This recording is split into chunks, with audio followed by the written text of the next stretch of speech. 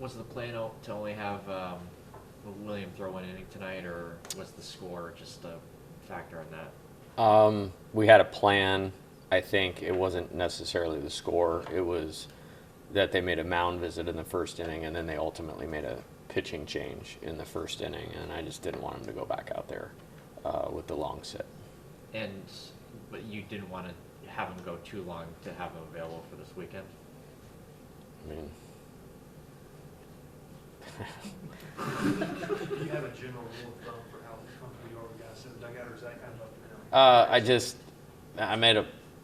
I make a promise to all of them that I'm going to do what's in their best interest for their health with their pitchers, and really tried to pride myself on that in their career and in my career. So it's 6 days off. He needed to pitch, but obviously we have other things ahead, and I actually think I said this last time he pitched, that he would go short and then be ready for the weekend, last weekend.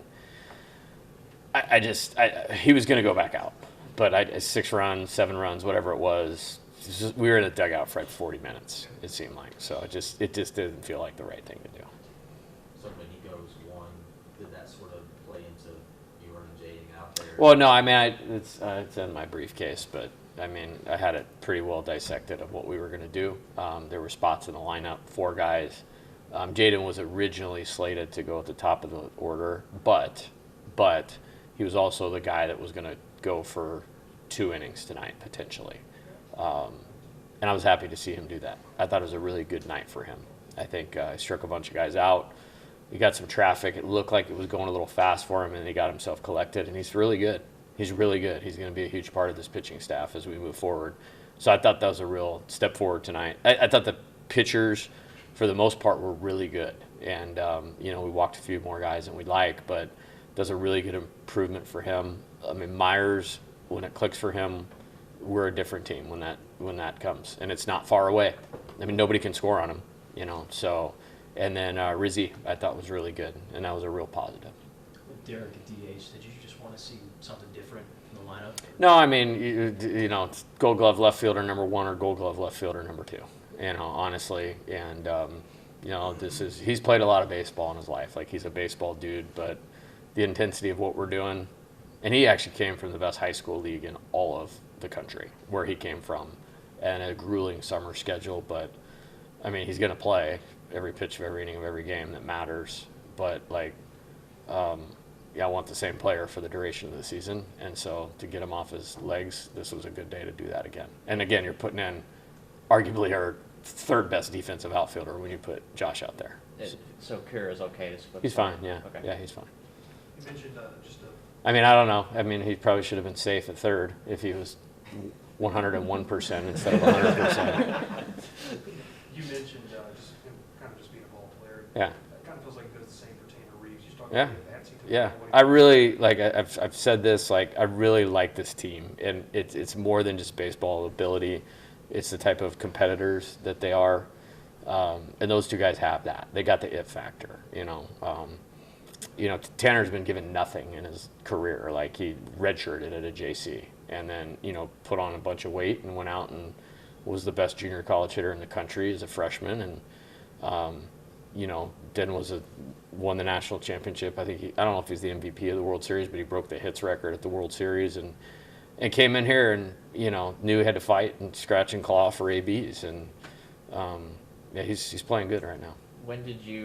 How could you sort of tell that he was a guy who could make the successful transition over to the SEC after that big season that he had? Left-handed, athletic, and tough makeup. He's from Bonham. I don't mean this in a bad way at all. There's just not much to Bonham, Texas. I mean, I literally was driving out there to do a home visit with him, and I was like, man, I hope I'm on the right track here, because there's not a whole lot happening out here. But great parents, great work ethic, blue collar, and he's got a good skill set, and he's got a fast bat. And maybe to answer that question is you could see like the bat speed, and he's added some strength, since he's been here. And he's not afraid of really anything. And you said that he kind of had this raw swing when he first arrived here. Yeah. He's kind of tuned things up. Like, how what's that process or? I just think approach, how to get to the next level against the next level pitching, is really what that is. And that's more mental and visual and approach-wise. We haven't really had to overhaul a lot from a swing standpoint. It's been more of advancing his game to the things that matter, like within the game in terms of timing, pitch recognition, and pitch selection. I thought last year's team had this ability, especially in like the second half of the year, but it seems like this team from the jump this year has been able to follow up hit after hit after hit. Yeah. I guess, was that something that you thought this team could do? It's a completely different team. And I mean, I don't mean that disrespectfully to last year's team at all. It's just a completely different team. There's the guys that were on the team last year that are on the team this year are different players than they were last year. And that's how it's supposed to go. Like you can't just like, hey, Jake Brown just walked in here. He's a stud. You know what I mean? He's a far better player than he was, a year ago. And again, it's like he's got all the physical talent in the world. Sometimes it just takes him at bats and some time and, not just hear what maybe I'm saying, but really he can take it there and apply it. And I've talked about that with the really good hitters is they can make adjustments pitch to pitch or AB to AB, and he's moving in that direction. He didn't need any more physical talent. He just needed a little time.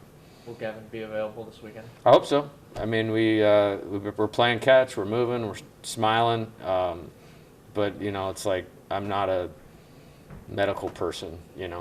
As soon as he can pitch, he will pitch. He is throwing, he's moving good. He's much more optimistic about how he feels this week. We did some more significant treatment today, but the response to that treatment tomorrow and Thursday matter. So I'm not trying to avoid it. I am very hopeful. But I don't really want to comment on it and more until you guys see him in the game. Like as soon as he can pitch, he will pitch. Like we have a really good pitching staff. It will be a better pitching staff when he's available. And it's back?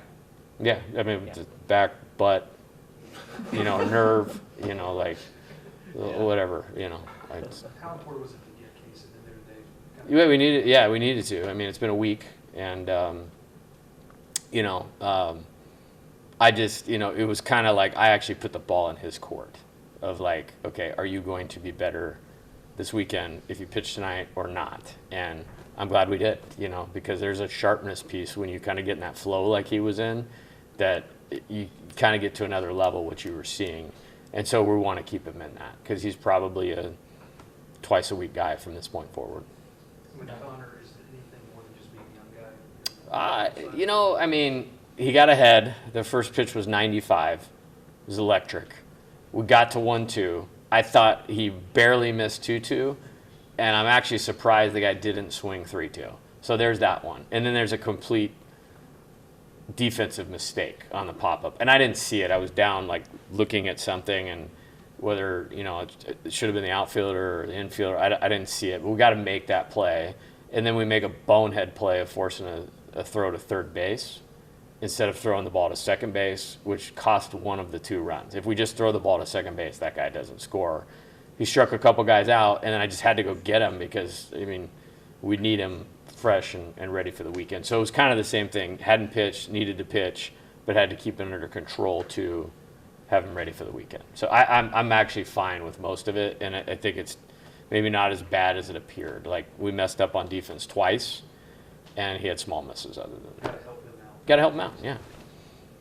We're on that like traditional schedule now where you got midweek, Yeah. the 3 on the weekend. So now you don't have to start Connor and William No. during the week. So what does it add having those guys, more available for the bullpen? Well, I think our bullpen's been great, and it hasn't really mattered who's been available. So I'll give you an example. So we get out to that lead against Sam Houston, and we have one hiccup, and then once we get past the hiccup, there's like 5 scoreless inning of guys that maybe you don't think of as at the top of that, and allowed us to hang on and win that game. The North Dakota State game where we were chasing 6 runs, the reason we were able to come back is because we went 5 scoreless innings, and I couldn't even remember or tell you who came in. I remember Chandler Dorsey came in and started that string of scoreless innings. So I think it helps for sure. Those guys are real talented guys, obviously, and I'm looking forward to that. Health-wise, how's the rest of the team? Is anyone playing through anything? I don't think so. We've played pretty consistent crew, for the past 2 weeks. I think they got a taste of, the difficulty of pro baseball, playing 10 games over 14 days. But we took yesterday off, heavy treatment day. Thank God football built a, whatever $1 billion recovery center. We'll have those guys in there tomorrow afternoon. So good for us. Michael had some good ABs tonight. He did. Went yard. Yeah. One of them, is he kind of taking those? Yeah, he's been doing good. It's like he had a couple hits, a couple at bats ago, and working really hard. Super determined, and he'll have opportunities. As we're going forward. So I like where we're at, and I like how the players are ready for what we need them to do. So tonight is a really good example of he was ready for what we needed him to do. I wanted to get him a couple at bats. It worked out very well. I don't think he made any plays or anything, but yeah, he's doing good. One more. 17 runs in the first 3 innings. I like how that. often have you seen that? Yeah. I don't know. I want to say at Arizona we scored 29 against Oregon one time, and I feel like that's the most ever. Hit him back for a couple football beatdowns probably. In that one. I don't know. What's the most we've had here? I couldn't tell you. Was it at least 29. was it 29 again? Who was that against? Oh, wait, since you've been here? Yeah. I'm sorry, I'm thinking of, 27. I go way back, sorry. Okay. 26 against Central Connecticut. Yeah. That's right. Yeah, Yeah. 26. Yeah. 23. Third weekend. Saturday. Because we scored 11 against Butler on Friday night, and I wasn't happy. So we had a meeting, and they said, okay, coach, we'll score 26 today. 29, you guys heard it. Let's get that at some point. Okay. The thank you, 17 Coach. OD through 3 was the second largest in program history. Good. Through 3 innings, so Good. Probably one of Coach Burtman's team, I would guess. 2014 actually. Oh, okay. Good. Yeah, nice. They probably had a bunch. Bregman was on that team, right? Yes. Yeah, he's pretty good. So, yeah. All right, see you guys. Thanks,